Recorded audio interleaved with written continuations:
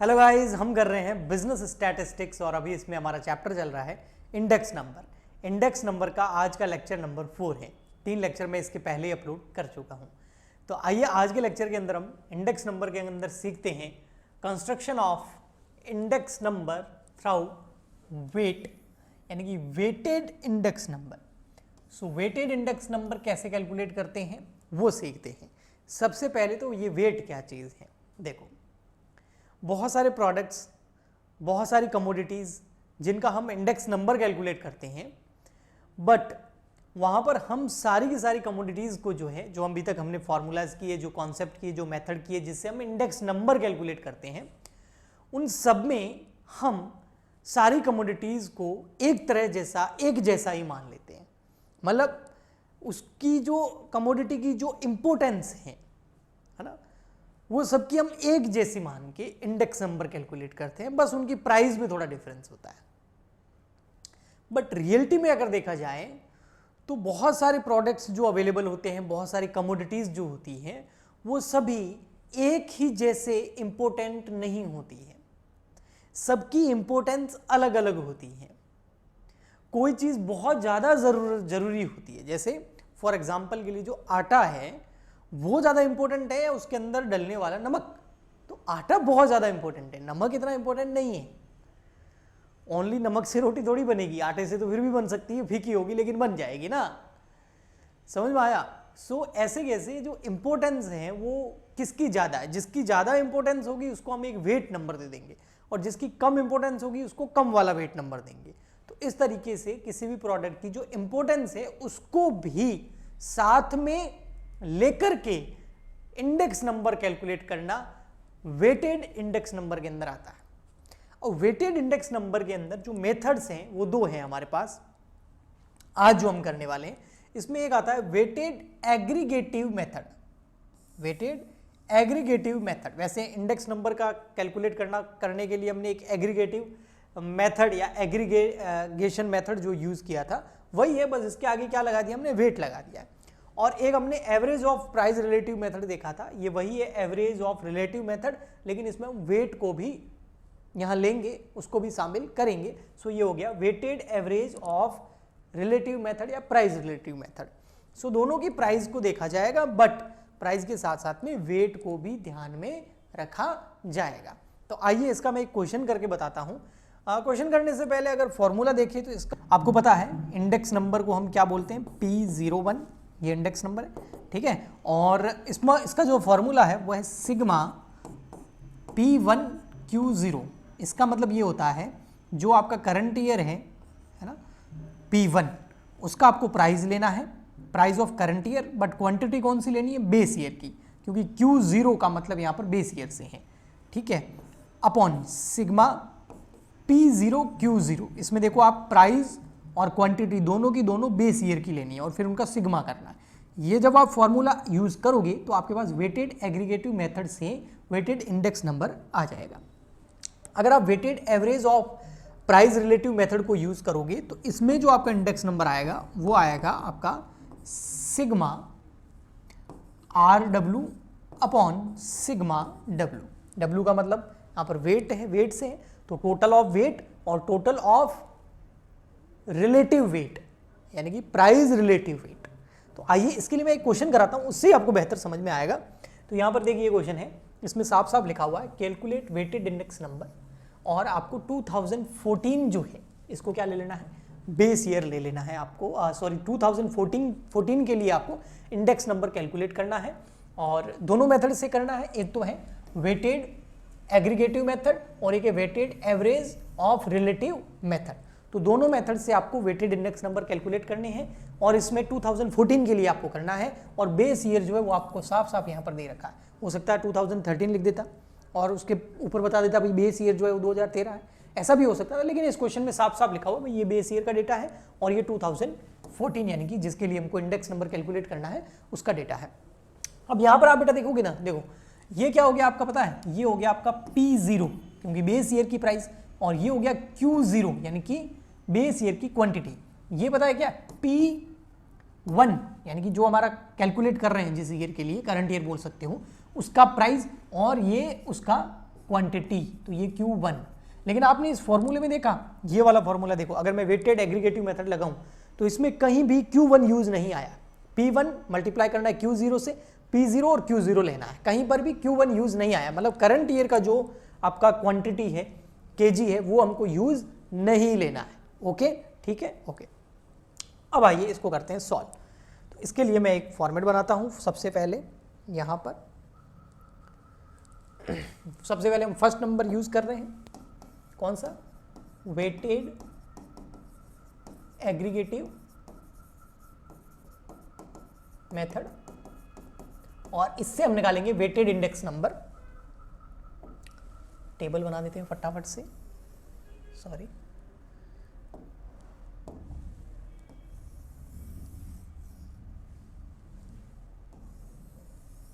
सबसे first column हो जाएगा कमोडिटी का, सेकंड कॉलम जो है आपका हो जाएगा बेस ईयर का, जो है उसका वेट निकाल देंगे हम, ठीक है। तो ये हो जाएगा आपका बेस ईयर का प्राइस, बेस ईयर की क्वांटिटी, यहां आ जाएगा आपका करंट ईयर की प्राइस, और उसके बेसिस पर हम दो कॉलम और बनाएंगे। मैं बता देता हूं कौन से, अभी समझ में आ जाएंगे। तो यहां पर हम लिख देंगे, ये आपके आ गया कमोडिटी। कमोडिटी देखो कौन कौन सी है, क्वेश्चन में देखना पड़ेगा आपको, ABCD 4 कमोडिटी है। तो यहां पर मैं लिख देता हूं ABC और D। ये आपका आ गया बेस ईयर का प्राइस, तो यहां पर मैं लिख दूं P0। ये हो गया बेस ईयर की क्वांटिटी, तो क्या हो गया Q0। ओके, तो देखिए ये लिख देते हैं फटाफट से। यहां पर बेस ईयर की प्राइस क्या है, 5 2 4 10, 5 2 5 2 4 10, और क्वांटिटी कितनी है यहां पर देखिए 10 20 5 7, 10 20 5 7 आ गया। अब हमको क्या निकालना बेटा, आपको एक चीज और चाहिए पहले, वो क्या चाहिए हमको चाहिए P1। हमको क्या चाहिए, P1, यानी कि जो हमारा करंट ईयर है उसकी प्राइस। ये रहा P1, 7.5 2.4 6 और 11, तो 7.5 2 40 2.40, और फिर है आपका 6 और 11। अब आगे एक कॉलम और बन सकता है, लेकिन हमको बनाना नहीं है। देखो कौन सा, Q1 का, लेकिन Q1 देखो यहाँ पर कहीं यूज हो रहा है इस फॉर्मूले में नहीं, तो उसको हम लेंगे नहीं, उसको इग्नोर कर देंगे। तो Q1 को कर दो आप इग्नोर। और अब आप क्या करो, यहां पर निकालो दो चीजें, एक निकालनी है आपको आप P1 Q0, और एक चाहिए आपको P0 Q0, और फिर एंड में हम इनका क्या कर देंगे, सिग्मा कर देंगे। तो सबसे फर्स्ट हमको क्या चाहिए, P1 Q0, तो ये रहा P1 और ये रहा Q0, तो इनको मल्टीप्लाई करते रहो। तो ये आ गया 75, यस। ये आ जाएगा 2.40 मल्टीप्लाई बाय 20, तो 48। फिर ये आ गया 5 मल्टीप्लाई बाय 6 यानी कि 30, और ये हो गया 77। ठीक है, ऐसे कैसे आप किसको करना है, P0 और Q0 को, यानी कि ये रहा P0, ये रहा Q0। तो 10 और 5 को करेंगे तो 50, फिर यहाँ पर आ गया 20 और 2 को करेंगे 40, फिर यहाँ आ गया 5 और 4 को करेंगे तो 20, और 7 और 10 को करेंगे तो 70। और अब हमको क्या निकाल देना है, इनका सिग्मा। ठीक है, अब हम क्या निकाल देंगे, इनका सिग्मा। तो देखिए सिग्मा निकालो, 75 48 प्लस 30 प्लस 77, तो आ गया 230, और ये 50 40 20 70, ये हो गया 180। ये बेटा पता क्या है, सिग्मा ऊपर रहा कॉलम P1 Q0, और ये क्या आ गया, सिग्मा P0 Q0, और यही हमारा फॉर्मूला है। अगर हम एग्रीगेटिव मेथड यूज करें तो ये देखो, ये रहा weighted aggregative method, sigma P1 Q0 upon sigma P0 Q0। तो यहां पर आपका जो इंडेक्स नंबर है उसका formula sigma P1 Q0 upon sigma P0 Q0। अब ये कितना आ गया, 230 डिवाइड बाय 180।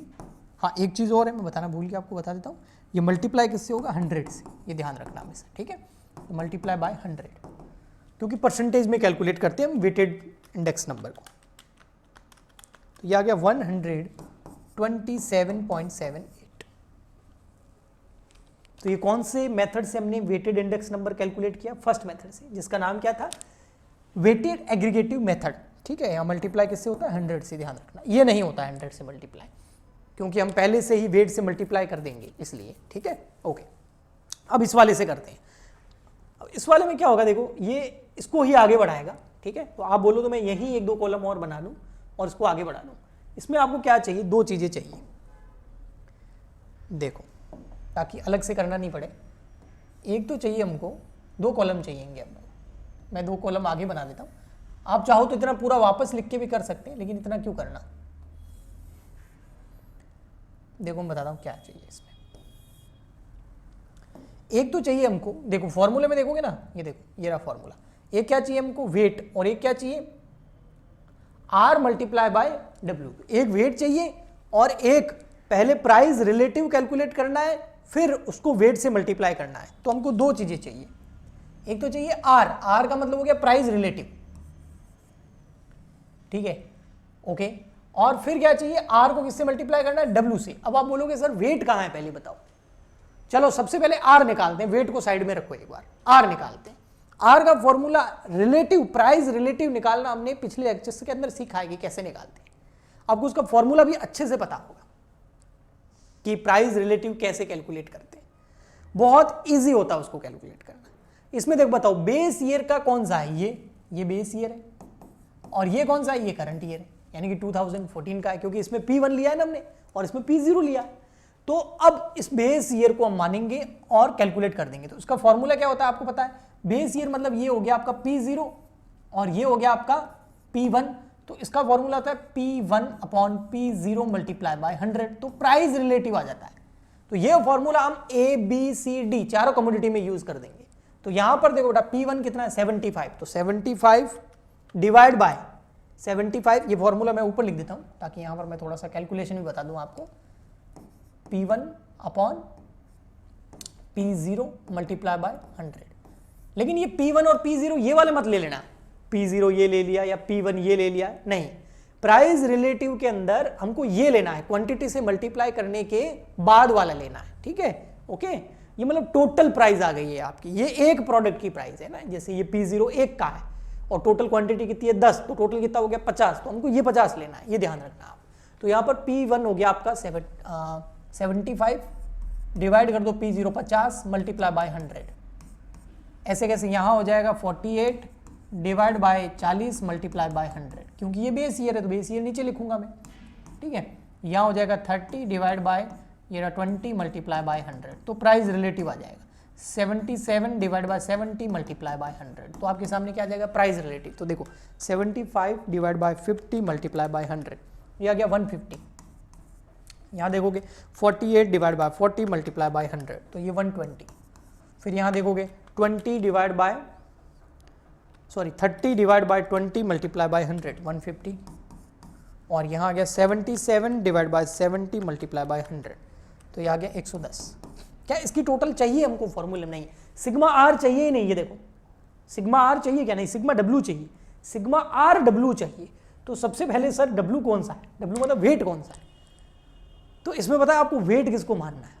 ये ध्यान से सुनना कि इसमें वेट किसको मानना है, क्योंकि वेट बहुत इंपॉर्टेंट चीज है। ये जो है P0 और Q0, हाँ इसको लेना है वेट। कब? जब प्राइस रिलेटिव मेथड यूज करते हो आप, वेटेड इंडेक्स नंबर कैलकुलेट करने के लिए रिलेटिव एवरेज मेथड यूज करते हो तब। तो इसको वेट मानना है, किसको? P0 और Q0 को। तो ये आ गया आपका वेट और ये क्या आ गया आपका आर। अब आर को वेट से मल्टीप्लाई कर दो तो क्या आ जाएगा? RW। तो देखो यहां पर 50 मल्टीप्लाई बाय 150, तो RW आ गया 7500। 40 मल्टीप्लाई बाय 120, तो ये आ गया 4800। 20 मल्टीप्लाई बाय 150, तो ये आ गया 3000। और 70 मल्टीप्लाई बाय 110, तो ये आ गया 7700। अब इन सब की टोटल कर दो तो ये आ जाएगा आपका सिग्मा RW। तो देखो 7500, 4800, 3000, 7500, 4800, 3000, 7700, ये आ गया 23000। ओके, अब और क्या चाहिए सर? फॉर्मूला लिख देता हूं मैं एक बार, ठीक है। यहां पर सेकेंड वाला जो हमारा मेथड है ना, weighted average of relative method, इसका फॉर्मूला क्या निकालने का, P01 यानी कि इंडेक्स नंबर निकालने का, sigma RW upon sigma W। RW हमारे पास आ गया, ये रहा, देखो ये रहा सिग्मा RW, ठीक है, कितना 23,000, 23,000, तो यहाँ लिख दो। सर सिग्मा W, अच्छा आपने W यानी कि वेट किसको माना है, हमने वेट माना है सर इसको, ये देखो P0 Q0 जो है, यानी कि बेस ईयर की प्राइस और बेस ईयर की जो क्वांटिटी है उसको मल्टीप्लाई करने के बाद जो आया था वो हमारे लिए वेट है। तो वो कितना है, उसकी टोटल कितनी है, सिग्मा P0 Q0 बोलो या सिग्मा वेट बोलो, वो कितना है 180, तो यहाँ ले लो 180, इसको 100 से मल्टीप्लाई नहीं करना है, तो 23,000 डिवाइड बाय 180, तो यह आ गया 127.78। दोनों मेथड से एक ही आंसर आया समझ में। तो ये वेटेड इंडेक्स नंबर कैलकुलेट करने के 2 मेथड थे, कुछ मेथड्स और भी हैं, नेक्स्ट लेक्चर्स के अंदर करेंगे। आई होप आपको काफ़ी मदद मिल रही होगी बिजनेस स्टैटिस्टिक्स के अंदर, अपनी एग्जाम्स की प्रिपरेशन के अंदर। तो आप और भी स्टूडेंट्स की मदद कर सकते हैं, तो इस वीडियो को ज़्यादा से ज़्यादा शेयर करें या इस प्लेलिस्ट को ज़्यादा से ज़्यादा शेयर करें, ताकि और भी स्टूडेंट्स जो है इसको अच्छे से कर सकें, अपने एग्जाम्स दे सकें और वो एक अच्छे कंटेंट तक पहुंच सके। इसके अलावा अगर आपको भी अच्छा लगा है तो शेयर तो करना ही, उसके अलावा लाइक शेयर सब्सक्राइब और कमेंट भी जरूर करें। मिलते हैं नेक्स्ट लेक्चर में, तब तक के लिए गुड बाय, थैंक यू।